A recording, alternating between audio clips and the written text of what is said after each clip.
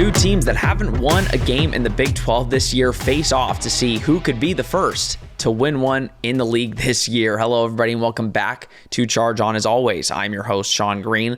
Before we get started, as always, a quick word from our sponsor, BetOnline. The last of the major pro sports leagues is off and rolling, and college basketball is ready to go as well. BetOnline remains your top spot for all your live betting, action, and contests. NFL, college football, UFC, and NHL are all in full swing. BetOnline is your number one source for wagering news, odds, trends, and predictions. All the hoops, betting action, along with every sport available at your fingertips with both desktop and mobile access at any time. Head to the BetOnline today and remember to use our promo code BELIEVE for your 50% welcome bonus on your first deposit. BetOnline, where the game starts. Listen, new week, Cincinnati week, rivalry week, even though I guess we're not going to be playing Cincinnati every year anymore because I guess we don't have a rival in the Big 12, but we will talk about the schedule that got released yesterday for the next 3 years at the end of the show. But again, we're rough season. I think we've had enough days to kind of, calm down a little bit, look at the big picture, say, listen, another week to potentially get a W. We'll have some more news, actually, off topic, but more news on the hats coming soon. Obviously, you see me wearing it. We are finalizing some stuff this week and should have some more news on that in the coming week or so. So if you're interested in the hats, that will be coming up. But as I welcome on Nick Geddes. Nick, it was one of our biggest rant episodes, I think, of the last year and a half. I really enjoyed the rant that we had. A lot of people did too. A lot of people came into our comments and put a lot of great things and were really supportive of the rant, trying to make us feel better. But kind of, how are you feeling a couple days after what we experienced on Saturday? I'm at peace. I'm completely at peace. I needed that 40 minutes or whatever it was to just get everything off my chest, because there are times after a lot of games that we've seen where I go, man, I feel like going on a rant today. But then I try to remind myself that this is not to be so cliche here, but it is a process of where UCF is at and where they're going through. And so that's really stopped me from going on one of these tirades this season, because I try to be as level-headed as possible. I think the fan in me that was just kind of really came out. Like I tell you all the time, like I go to these games and you go at it from like a fan perspective as like a diehard and you're into it. And I'm mostly sitting and like analyzing, right? I felt like this past weekend I flipped a little bit in my mindset. I became a fan. It felt like again. And I think that was reflective on the last show that we did, because I just want the program to see better days. But, right now we're not in there. But again, the signs, the arrows, all that, there are parts of the program that are still pointing up, moving forward. So the intention was not to paint a super doom and gloom, I think. So I just wanted to get that out there. Because there are parts of this program that are heading in the right direction, and it's going to take time, as I've been saying. But just speaking to that game in particular, I think that's a lot of frustration that we needed to get out. But now we reset, we refocus, and here we go against I guess this is our rival, Cincinnati. The Big 12 doesn't think so. But so this is our rival, at least for one more year, at least. So let's get ready for it. I'll say this. I think we do a very good job of, when we hit record on these podcasts and we come in, I think we do put a little bit of our analytical hats on and just, yes, when I'm watching a football game, especially a team that I have been a fan of my entire life, there is a flip that gets switched to be a fan. But I think when we record on this pod and put it out, you kind of put some of that to the side, most of it, if we're being honest. You have to look at it, especially UCF, from just a straight results on the field and how players play. So I think we do a really good job of that. At least I've tried to, and I know you definitely do. But no, like you said, we've got Cincinnati this week. And listen, the Big 12 doesn't view, I think there's only eight teams. Yeah, there's only 8 teams that will consistently play each other Off the top of my head, it's Arizona State, Kansas State, BYU, Utah, and then Baylor and TCU. Those are the only teams that are going to play each other every given year. Now, granted, I think we play Cincy 3 out of the 4 years, Colorado 3 out of the 4 years, Baylor, West Virginia 3 out of the 4 years, and Iowa State 3 out of the 4 years. So, I think that's the closest thing to a rivalry as you're going to get is probably Cincinnati and maybe Colorado, even though it's I think just with the Dion, him being in Florida, the color scheme, it's kind of all there for a potential rivalry, especially since you're playing them 3 out of the 4 times. But this week is Cincinnati. And Cincinnati has struggled, Nick. Just like us, if anything, you can make the argument they've struggled more than us. But it's actually very similar. When you go down and you look at their schedule, credit to them, they've beat a Power 5 team in Pittsburgh, even though Pittsburgh is absolute garbage this year. They beat Eastern Kentucky and Pittsburgh, and they've lost 6 straight. Lost to Miami of Ohio, which was we were talking after the Pittsburgh game, Nick, and obviously we didn't know how bad Pittsburgh was, but I remember we were, recording a pod, and we're like, oh, Cincy just lost to Miami of Ohio in overtime. And we're like, the Big 12 is just crazy. You don't know what's going to happen on a given week. Obviously, they lose to Oklahoma 20-6. Wasn't that bad of a performance. Defensively played great. Offensively was awful. Lose to BYU by 8. And now it's kind of gone a little downhill. Iowa State by 20. Lost to Baylor by only 3. So not too much, different than us, even though, again, we should have won that game. And then they just got blown out by Oklahoma State by, 32 points, which, granted, Oklahoma State, I think, is ranked 22 in the latest college football playoff bracket. So, Nick, kind of give your take on Cincy. Obviously, it's been kind of very similar to UCF and how the season has gone, which I don't think any of us really expected. I think a lot of people expected UCF to be much better than Cincy. I think offensively you can make that case. Defensively, definitely not. Cincy has been much better. But what have you seen out of Cincy? Not necessarily the beginning season, it looked pretty decent for Cincy, even though they lost. But the last 3 weeks, what have you really seen out of Cincinnati? I don't even know if their quarterback is Emory Jones anymore, if we're being honest. Right. It's not a good football team at all. You just said at least their defense is better than UCF, and I had pulled up the numbers, ahead of the pod, and it's kind of interesting. Like, do they do a much better than UCF does, a better job than UCF does at preventing yards and stuff like that? Yes. But games are won how many points you score and how many you give up. UCF is actually only averaging giving up 1 more point a game than Cincinnati, which I think is interesting.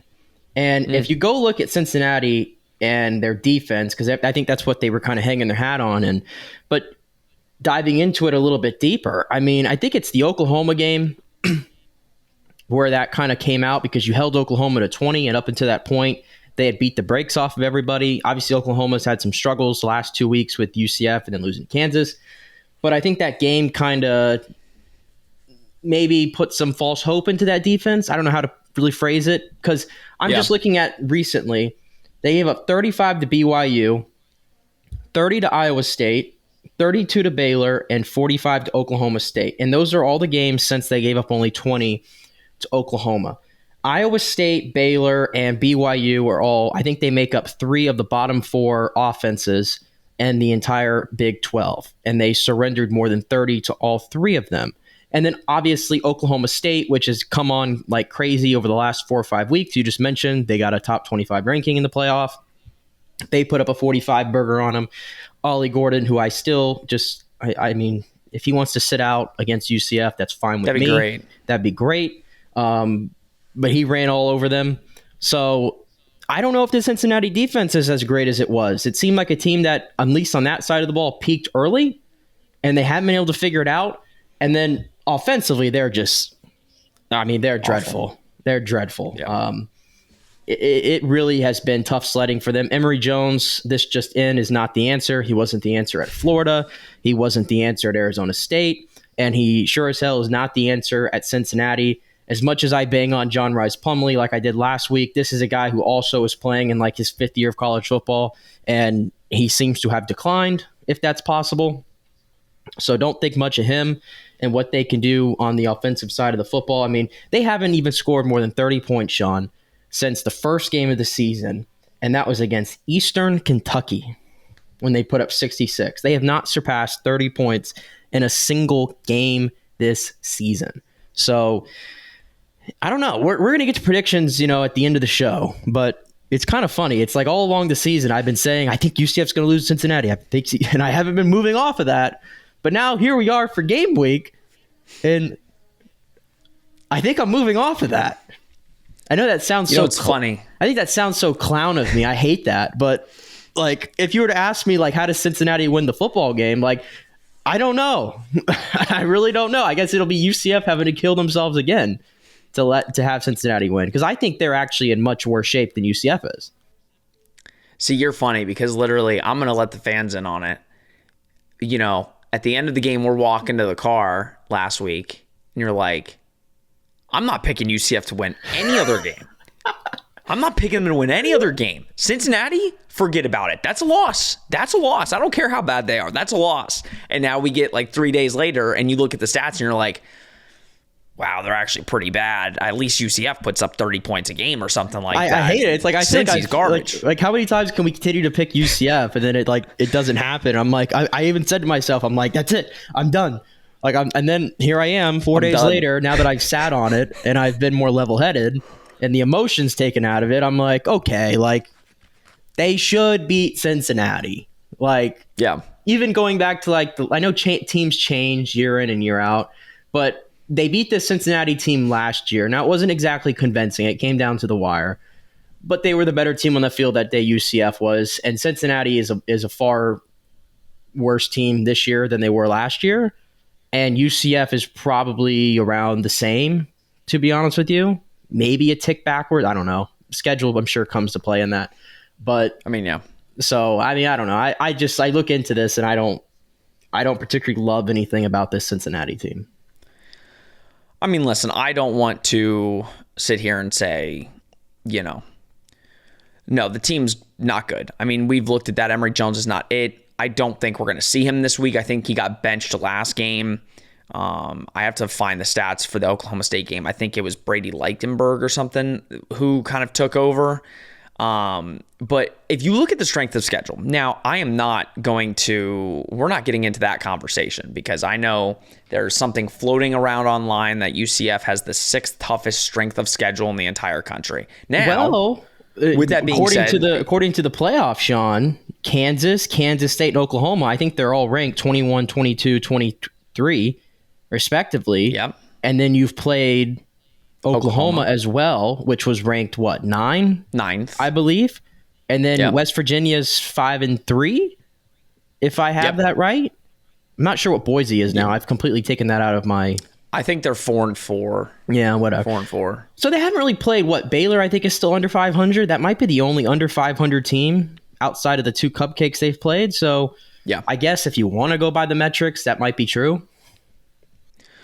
Compared to Cincinnati's schedule, and again, we've noticed the Big 12 schedule is just a gauntlet. Like, at the end of the day, you played Kansas State, and Kansas State, has come on a little bit as of late. Will Howard's kind of making his stamp on that team. Well, they went to the freshman. The freshman has changed that team offensively.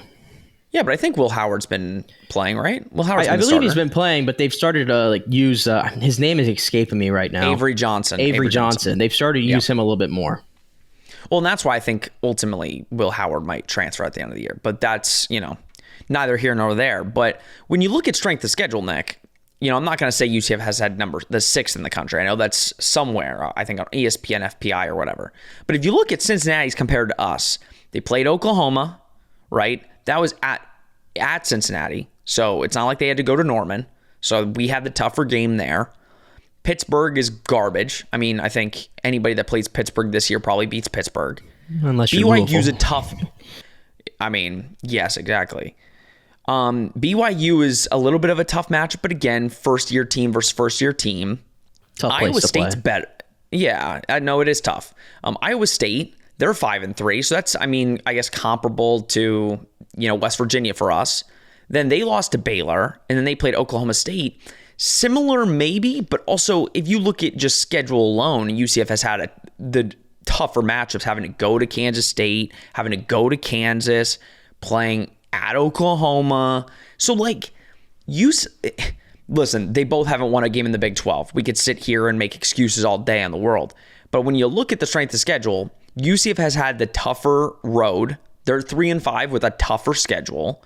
And on top of that, if you would have told me UCF played, if the 4 teams we played in the first 8 would have been ranked by midseason, I would have told you, yeah, probably UCF's not coming on top most of those games. So when you look at Cincinnati, Nick, and you look, obviously Scott Satterfield, right? We could talk about how Gus hasn't beat him in 2 years, the previous 2 years. Now, granted, I think UCF outplayed most of those Scott Satterfield teams, and it was just execution at the end of the day. But when you look at execution this year, Nick, UCF hasn't executed well at all. So what is it that UCF, how can we have the confidence this week, knowing that they don't execute, to say they're going to be able to beat a Cincinnati team that they should beat? This is the game that you should win. Right. I mean, I think that's kind of like the difference. Like we went into the Baylor game and the West Virginia game, and I think both of us might have tried to talk ourselves into it of, okay, you should probably win this game. But at the same time, accept the fact that those teams probably across the board are, not Baylor. West Virginia, yeah. Baylor, no. I was going to say physical, maybe. Because I know you said on the last pod, people talk about the offensive line, the defensive line. I do actually see the difference. It does stick out to me. And I think that's part of the reason why I thought UCF was going to struggle, because I think they've got to get better. Like, they have some players that I think, like Josh Salazar is an example. I haven't heard his name much lately. And he was UCF's like best defensive lineman last year, or at least one of them. Not really doing much right now. Like, there's some players that I think that are traveling on this UCF team that just are not equipped for this level. I think that's a fair assessment. Whereas some of these other teams, they have those guys, and it's just the little things like that make a difference in these games. So now you're actually going up against a true opponent that played in your conference last year, that you did beat last year, and I don't think has nearly as much talent as you. Like, there's the talent on both these teams, I don't think is even comparable. I think UCF absolutely outweighs them there. So it's a kind of a long way of saying, in regards to games that you should win, this is a game you absolutely should win. And if you don't, it's pretty telling of where you are. Like, because again, go look at the schedule and just focus on the five games. I mean, it's the blowout lot, or the loss you blew against Baylor obviously hurts, but you had that control that game for 3 quarters. West Virginia, we talked about it, 4 turnovers, you're never going to win. The other 3 games in there, and they put up a great fight against Oklahoma, I think we expected them to lose those games, right? Yeah. So this one's a little bit different. This is absolutely a team that you should put away. Well, let's look at the team that we should put away. Obviously, we kind of talked about the quarterback a little bit. Emory Jones, I don't think he's going to start this week. If he does, I would be shocked. I mean, last week he went. No, you might as well start Leichenberg, the quarterback there. He's sophomore. I mean, clearly can run the football. Had a solid game last week. I mean, obviously they didn't throw with him too much. 5 of 9 for 48 yards and a touchdown. But Emory Jones was 6 of 16, 117 passing yards, 1 interception for a QBR of 10.1.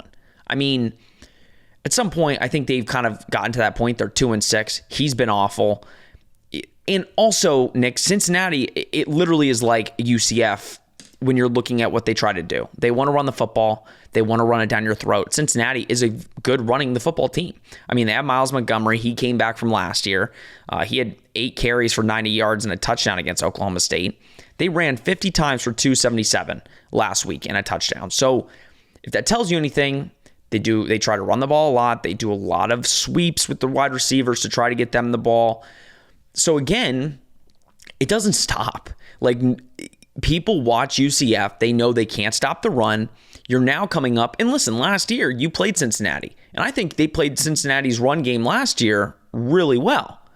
So now you coming in this week where you haven't been able to stop the run at all, and it doesn't stop. So again, I feel like we're a broken record here, but Nick, when the team's going to run the ball, when you know Cincinnati's going to come in and just listen, we don't know who Cincinnati quarterback is going to be. It's probably going to be Brady. They're going to run the football. You know they're going to run the football.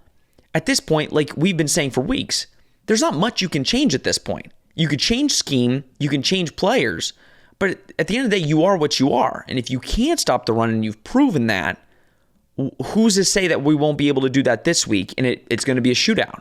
Who's to say that? I mean,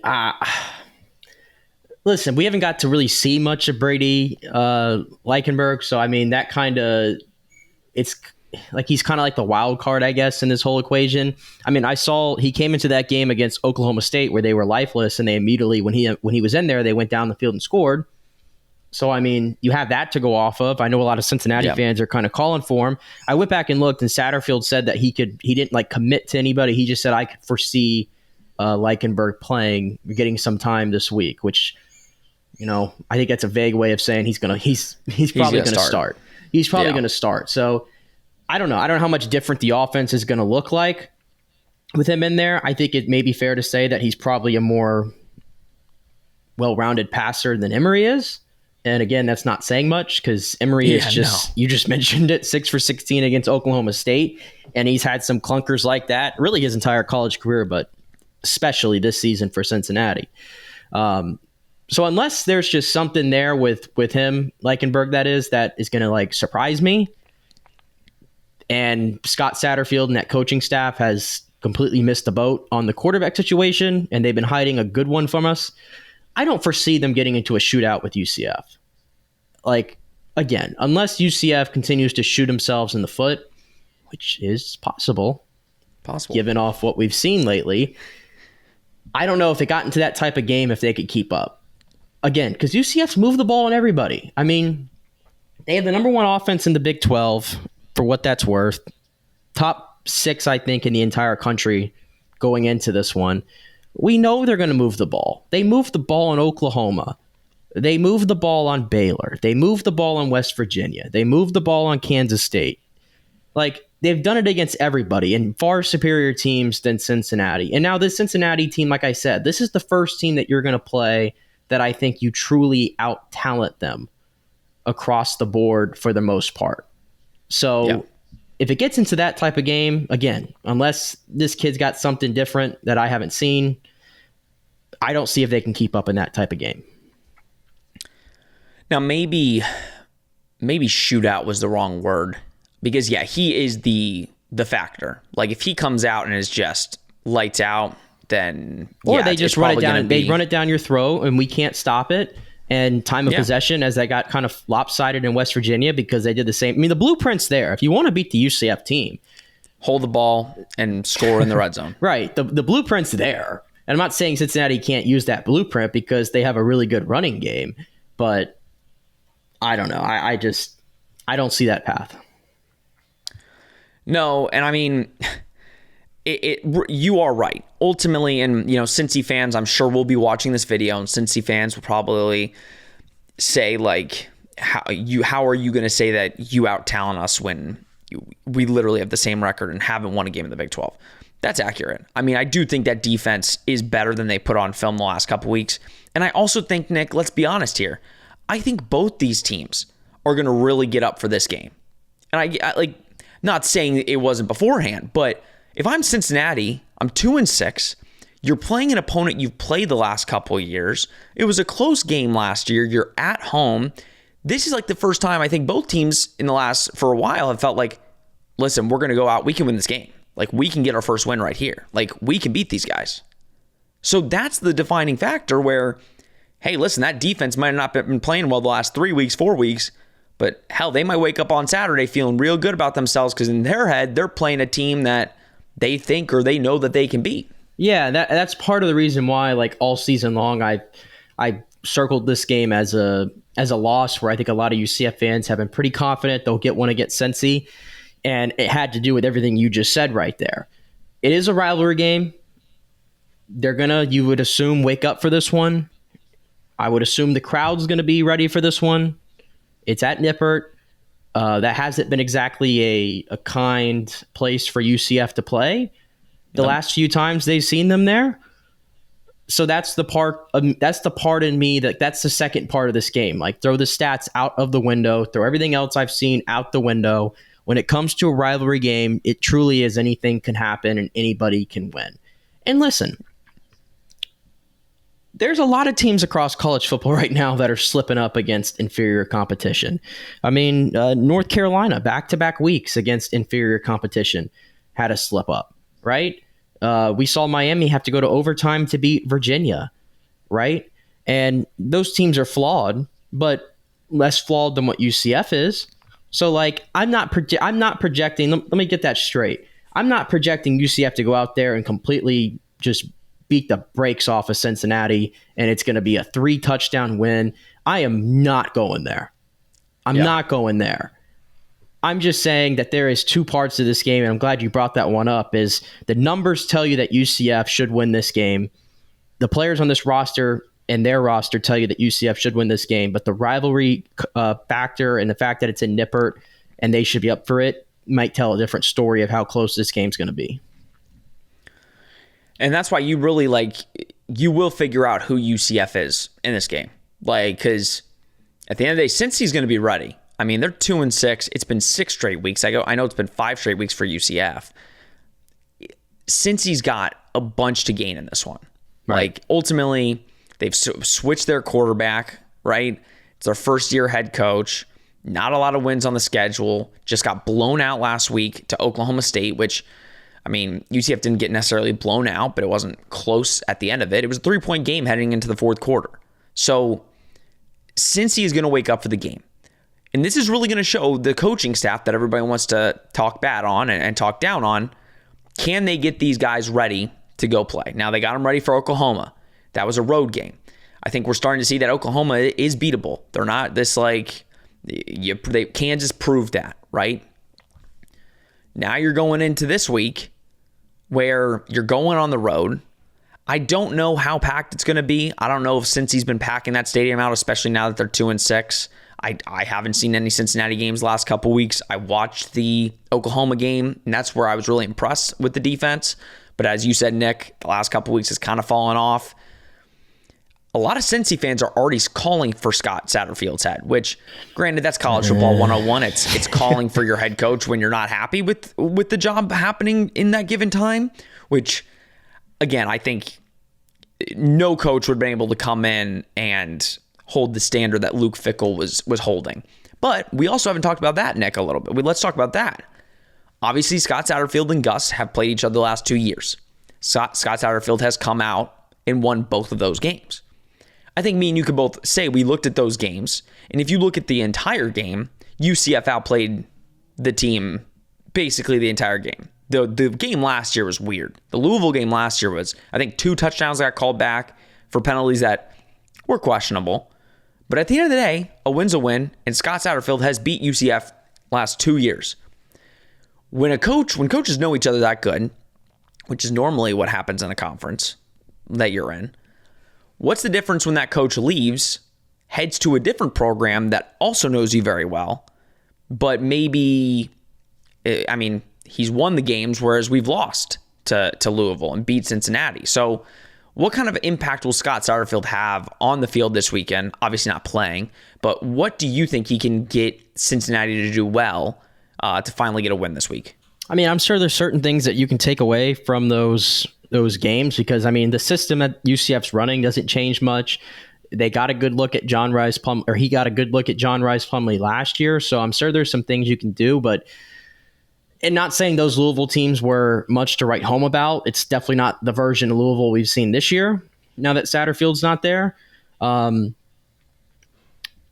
yeah, he just doesn't – I don't think he has the same team there. So it's like it's one thing for you to go and look at what you did before and be successful, but you got to have the players at your disposal to do that. So yeah.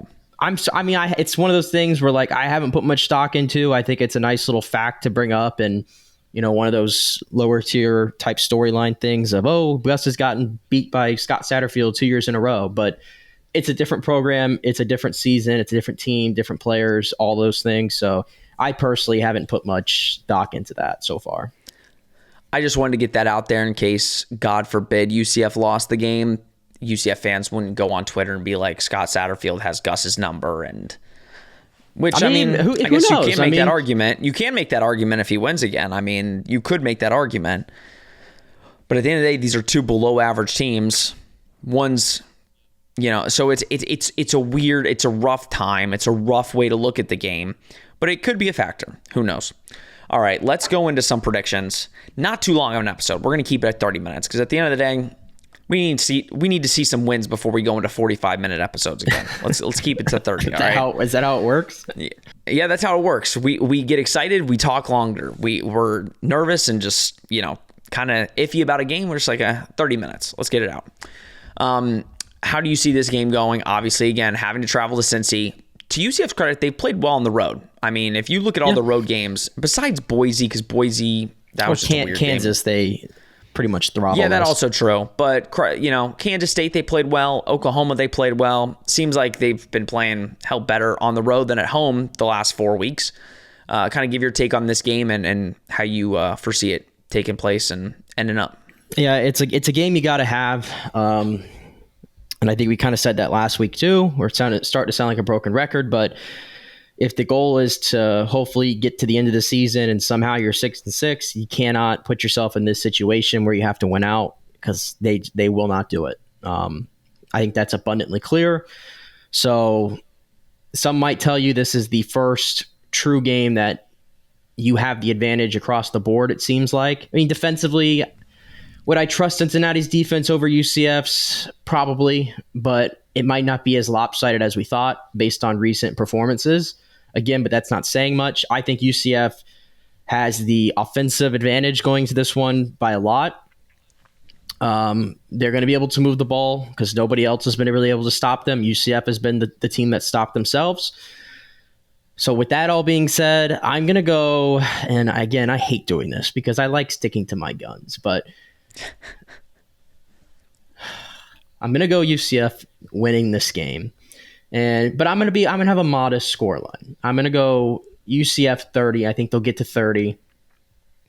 And I'll say Cincinnati 21. I'll go 30-21. But it could be tighter than that. It could. So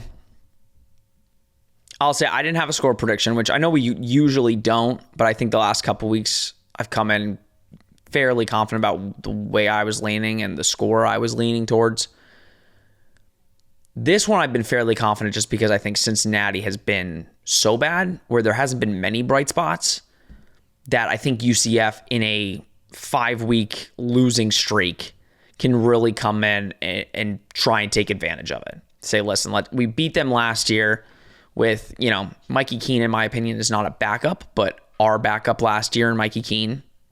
John Rice played really well when he was out there before he got concussed. But this is the game that will tell you how UCF will finish, ultimately. I know the Oklahoma State game we're all dreading right now, but ultimately, this is the game that you could say, is there a chance to make a bowl game? Is there a slimmer of a chance? Because, again, you can look at Texas Tech and Houston and say, listen, those are games that UCF could win. Oklahoma State, you might as well just throw it in the garbage, all right? Could UCF finish the season strong, finish with 3 wins? This is the game that starts it, right? Now, here's the thing, if you go out and win, but you don't win really, you look kind of sluggish, you look slow, you kind of win just because you're just better at the end of the day, then I think you know how you're going to end this season. You know how you're going to end the last 3 games. But if you go out and you make a decisive victory, and even I would say 10 plus points is somewhat decisive. If you just go out and you are beating them from jump until the final whistle, you can look at the rest of the season and say, they have a shot to win 2 out of their last 3. They have a shot. So I think I agree with you, Nick. Listen, UCF has moved the ball on every single team they played. It's can they not turn over the football? Can they not commit as many penalties as they have in previous weeks, right? I don't see them turning the ball over here. I think they're going to really, if anything, just try to run all over Cincinnati. I don't think there's going to be a lot of trying to force the pass. I'm going to say 35-24. I think that's about 11 points. I would be, if UCF doesn't get to 35 points this game, you know what, I'm not going to say I would be shocked, because nothing has shocked me this year at this point. We're at that point. But I'm going to say 35-24. And hopefully the Knights can pull it out. I mean, if they don't pull out this one, then you really, I mean, you have a chance to go 3-9 here, and then that's a rough look. That's a rough look. I will just say, I think this is in a weird way, this is a measuring stick game, and we usually say that when we're talking about going against teams that we think are better than us. I think that's usually when that term kind of comes out. But okay, I've seen them now play 5 true Big 12 teams that have been in this conference for forever, whatever it is, and I've seen how they've matched up. And outside of the Kansas game, I don't think they were completely overwhelmed, because they had moments in every other game where they were right there, and then it's the fine details that kind of killed them. This, I say, is a measuring stick game, because this is going to tell me, and you kind of mentioned it, if you're sluggish, if you're kind of going, if it's just very tight between these two teams, it's going to tell me, is this team one tier ahead of the teams that they came into this conference with? Like, can we say that? Like, can I put it on can I stamp it down and say, okay, UCF is the best of the new AAC teams that came in here, right? Or is it going to look very comparable out there, these two teams, and then I'm going to be saying, okay, they're on this level, and this is what they are, at least for the first year, and you have to move on. I think that's where I say this is kind of a measuring stick game, at least for me, if that makes sense. No, it does. And if you really think about it, I mean, yeah, like last year, Cincinnati was our second biggest game of the year. At the time, it was our first biggest game before Tulane. Now, this year, it's like bottom of the list when it comes to, well, it's Houston, so it's weird, isn't it? Like, Cincinnati was that team, and it was like last year where it's like you weren't like overly confident. You were like, because Cincinnati could definitely beat us. And now it's like you look at the schedule this year and everything we've seen, we're almost like, oh, thank goodness we get to actually see Cincinnati. We get Cincinnati. It's so weird. It's so weird how like that mentality has shifted. Oh, it messes with your mind. I was thinking about that this week. I'm like, we're talking about Cincinnati. Like last year, I remember we went to that game and it was almost like your heart would drop, because you feel like you're playing one of the top teams in the American. And now it's just different. You're in the Power 5, and Cincinnati is right there with you. There hasn't even been much trash talk. I think it's mostly just like, yeah, we both suck. We can't really trash talk. It's like, right. Whoever wins, it's like, good job. The other one just sucks more. It's like, it's so weird. Before we get out of here, let's quickly talk about schedule next year. Love the home games, Nick. I'm really loving the home games. I mean, I'm trying to find the away games because they posted that, but at home, you get Arizona, BYU, Cincinnati, Colorado, and Utah. And then on the road, you get Arizona State, Iowa State, TCU, and West Virginia. I mean, for Big 12, I mean, Colorado coming to Orlando in the first year, I love that. That will be sold out regardless. I mean, we sell out games anyway. Boy, but that might look like UCF and Memphis from a few years ago. The way those two programs look right now. Yeah, if they're basically the same, I mean, defensively, that's gonna be an interesting matchup. But no, I mean, and then in the out of conference schedule, I think you get New Hampshire. I forgot the other ones. Sam Houston, I think it is. Florida. And Florida. Quickly give your thoughts. My thoughts quickly are, that's a tough schedule. I mean, I know this season was tough, but I mean, you don't get a Boise State, you get a Florida at Florida, and then you get 5 home games in the Big 12, which is nice, but 2 of them are against, Utah's a top 25 team. Arizona's way more improved. Arizona is not an easy out. Arizona is a really good football team. BYU's the best of the newcomers in the 4. Yeah, you get Cincinnati. And then Colorado can put up points. We'll see if Shedeur Sanders comes back. Probably not. Arizona State looks much better. Iowa State's 5-3. TCU, I mean, they've been a little sluggish, but they're also just, I mean, pretty good. And then West Virginia's 5-3. So what are your takes on the schedule for next year? I mean, for what it's worth, I mean, like, I think I did the math prop, I think they only have to leave the state of Florida those 4 times. Yep. The entire year. So, and the only West Coast trip really is going to be Arizona State. So I think that is a plus, at least. I mean, you limit the amount of times you can travel. I mean, theoretically, it sounds good. I only got to play 4 games out of the state. So I think that's good. Colorado is going to be a lot of fun. Utah's coming in. I'm just going to go ahead and circle that one as put an L next to it.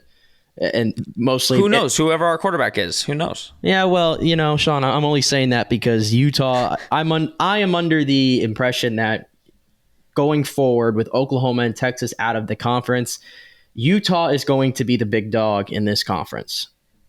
Early, yeah. They are absolutely, as long as Kyle Whittingham is there, that dude he might be like, I was almost going to say pound for pound, but it doesn't really apply here. I don't know how to put it. Program for program. I don't know.